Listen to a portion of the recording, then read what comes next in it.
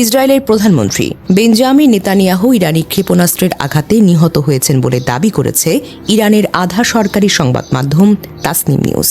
একই হামলায় ইসরায়েলের জাতীয় নিরাপত্তা মন্ত্রী ইতামার বেন গিভার আহত হয়েছেন বলেও উল্লেখ করা হয়েছে তাসনিম নিউজের প্রতিবেদনে মার্কিন গোয়েন্দা কর্মকর্তা স্কট রিটারের এক্সপোস্টের বরাত দিয়ে আর কোনো প্রমাণ হাজির করা হয়নি। এক্সে গতকাল সোমবার স্কট রিটার বলেছিলেন, ইরানি ক্ষেপণাস্ত্র নেতানিয়াহুর সরকারি বাসভবনে আঘাত হানার পর ঘটনাস্থলেই নিহত হয়েছেন নেতানিয়াহু। এ সময় তার বাড়িতে উপস্থিত ছিলেন ইতামার বেন গিভার। তিনি আহত হয়েছেন।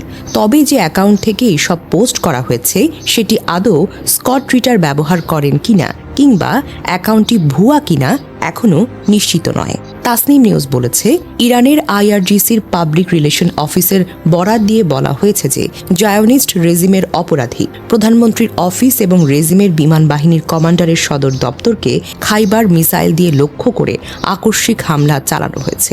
এই হামলার পর নেতানিয়াহুর ভাগ্য অনিশ্চয়তার মেঘে ঢাকা। প্রতিবেদনে আরও বলা হয়েছে, হিব্রু ভাষায় সূত্রগুলোতে নেতানিয়াহুর সম্ভাব্য আহত বা মৃত্যুর গুজব উঠেছে। কেন নেতানিয়াহুর মৃত্যুর আশঙ্কা করা হচ্ছে? তাসনিম নিউজের প্রতিবেদন অনুসারে তিনটি প্রধান কারণ হতে পারে। নতুন ভিডিও বা ছবি প্রকাশ না হওয়া। সাম্প্রতিক দিনগুলোতে নেতানিয়াহুর কোনো নতুন ভিডিও বা ছবি প্রকাশিত হয়নি। ইরানি মিডিয়া বলছে যে এটি তার মৃত্যু বা আহত হওয়ার লক্ষণ হতে পারে। উদাহরণস্বরূপ, তাসনিম বলেছে, নতুন ছবি বা ভিডিওর অনুপস্থিতি নিহত বা আহত হওয়ার খবরকে জোরদার করেছে।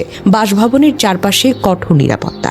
নেতানিয়াহুর জেরুসালেমের অফিস কিংবা বাসভবনের আশেপাশে অতিরিক্ত নিরাপত্তা বাড়ানো হয়েছে। ইরানি সূত্র বলেছে যে এটি তার আহত অবস্থা লুকানোর চেষ্টা। জেরুসালেমের বাসিন্দারা বলেছেন যে তার কোনো মিসরাইলের চিহ্ন দেখেননি, কিন্তু নিরাপত্তা ব্যবস্থা বাড়ানো হয়েছে। কূটনৈতিক সফর স্থগিত হওয়া। কয়েকটি কূটনৈতিক সফর বাতিল বা স্থগিত করা হয়েছে, যা ইরানি মিডিয়া বলছে নেতানিয়াহুর অস্তিত্বহীনতার প্রমাণ। উদাহরণস্বরূপ, এক্সে পোস্ট করা হয়েছে, কোনো খবর নেই তার। এই কারণগুলোতে ইরানি মিডিয়া প্রচার করেছে, কিন্তু এগুলোর কোনো স্বাধীন যাচাইকৃত প্রমাণ নেই। এদিকে নেতানিয়াহুর অফিস এই দাবিকে ফেক নিউজ বলে খারিজ করেছে। The Times of Israel report করেছে, নেতানিয়াহু তেল আবিবে প্রতিরক্ষা মন্ত্রী, চিফ অফ স্টাফ এবং মোসাদের ডিরেক্টরের সাথে মিটিং করেছেন। মার্চ 1 তাকে বিয়ার সেবায় দেখা গিয়েছে।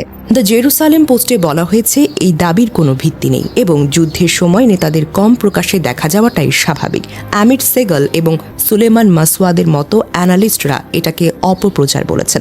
আন্তর্জাতিক ফ্যাক্ট চেক WionTempo.com এবং অন্যান্য সোর্স ফ্যাক্ট চেক করে বলেছে যে এই দাবি সম্পূর্ণভাবে মিথ্যা। কোনো প্রমাণ নেই নেতানিয়াহু জার্মানিতে পালিয়েছেন বা মারা গেছেন। ইরানের সংবাদ মাধ্যম অবশ্য নেতানিয়াহু নিহত হওয়ার খবর প্রকাশ করা নতুন কিছু নয়। এর আগে 2 মার্চ কয়েকটি ইরানি সংবাদ মাধ্যম তাদের প্রতিবেদনে দাবি করেছেন, ইরানি ক্ষেপণাস্ত্রের আঘাতে ইসরায়েলের প্রধানমন্ত্রীর দপ্তর ধ্বংস হয়ে গেছে এবং বর্তমানে তিনি নিহত হয়েছেন।